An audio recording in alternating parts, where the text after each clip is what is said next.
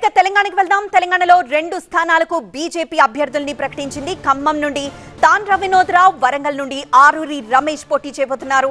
ఇక తెలంగాణలో మొత్తం 17 స్థానాలకు అభ్యర్థుల్ని ప్రకటించేసింది బీజేపీ.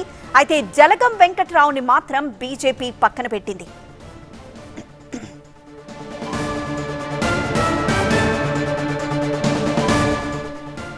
మరింత సమాచారం మా ప్రతినిధి విద్యాసాగర్ అందిస్తారు. విద్యాసాగర్, బీజేపీ అభ్యర్థుల ప్రకటన పూర్తయింది.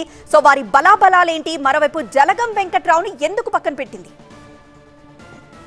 ఈ రోజు బీజేపీ ప్రకటించినటువంటి జాబితాలో తెలంగాణలో మిగిలిపోయినటువంటి 2 స్థానాలకు కూడా అభ్యర్థులను ప్రకటించి మొత్తం 17 స్థానాలకు అభ్యర్థుల ఎంపికను బీజేపీ హైకమాండ్ పూర్తి చేసింది. ఈ నేపథ్యంలో ఇప్పటికే 15 మంది అభ్యర్థులు ప్రచారంతో వాళ్ళ లోక్సభ స్థానాల్లో దూకుడుగా వెళ్తున్న పరిస్థితి. ఈ నేపథ్యంలో వరంగల్ కావచ్చు, ఖమ్మం కావచ్చు, గత 2 జాబితాలను వస్తుందని భావించినప్పటికీ కూడా అక్కడ వలస నేతలు జాయినింగ్స్ లీడ్ అవడంతో కొంత వాయిదా పడిన పరిస్థితి. ఈ నేపథ్యంలోనే ముఖ్యంగా ఆరూరి రమేష్ జాయినింగ్ లో కొంత హైడ్రామా నెలకొంది. ఆ తర్వాత ఆయన పార్టీలోకి రావడము, ఆయన పేరుని పరిశీలనలోకి తీసుకొని ఆయన పేరుని ఎంపిక చేస్తూ వరంగల్ లోక్సభ స్థానానికి ఆరూరి రమేష్ ని ఈ రోజు అధికారికంగా బీజేపీ ప్రకటించినటువంటి పరిస్థితి కనిపిస్తుంది. దాంతో పాటు ఖమ్మం స్థానానికి టికెట్ ను ఆశిస్తూ ఏదైతే ఫార్వర్డ్ బ్లాక్ నుంచి వచ్చినటువంటి జలగం వెంకట్రావు పేరును పరిశీలనలోకి తీసుకుంటారని భావించినప్పటికీ కూడా చివరి నిమిషంలో ఆయన పార్టీలో చేరిన తర్వాత టికెట్ ఆపినటువంటి పరిస్థితి కనిపిస్తుంది. దాని తర్వాత ఖమ్మం స్థానిక నేతల నుంచి వచ్చినటువంటి వ్యతిరేకత కావచ్చు, ఇటు ఆయన మీద మరొకసారి ఇతర అభ్యర్థులు కూడా మేము పోటీలో ఉన్నామంటూ ప్రకటించుకుంటున్న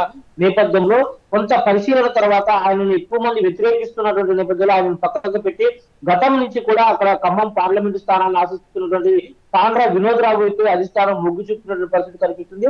దీంతో జలగం వెంకట్రావుతో పాటు చేరినటువంటి నలుగురు నాయకులకు అదే రోజు టికెట్ వచ్చినప్పటికీ కూడా జలగం వెంకట్రావు ఎదురు చూసే ధోరణిలో ఉన్నారు. తర్వాత ఫైనల్ లిస్ట్ లో డెఫినెట్ గా తన పేరు ఉంటుందంటూ కూడా చెప్పుకుంటూ వచ్చారు. కానీ ఈ రోజు జరిగినటువంటి బీజేపీ కీలక సమావేశానికి కూడా జలగం వెంకట్రావు అటెండ్ అయ్యారు.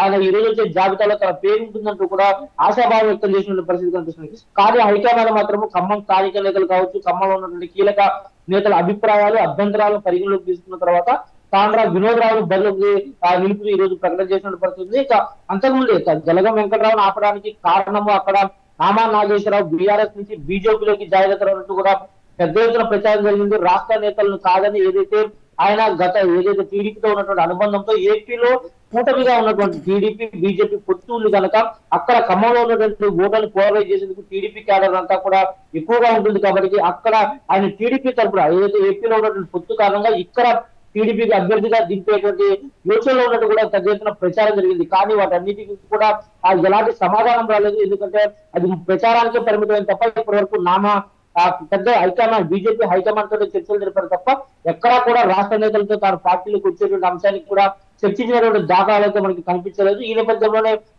చేరిక లేకపోవడంతో డెఫినెట్ గా అక్కడ ఉన్నటువంటి నేతలు ఎవరైతే వినోద్ రావు కావచ్చు, అదే విధంగా జలగం వీరిని పరిశీలనలోకి తీసుకుని ఈ రోజు జలగం వెంకట్రావుని పక్కకు పెట్టి ఈ తాండ్ర వినోద్ రావును అభ్యర్థిగా నిలిపినటువంటి పరిస్థితి అయితే మనకు కనిపిస్తుంది. ఎస్ విద్యాసాగర్.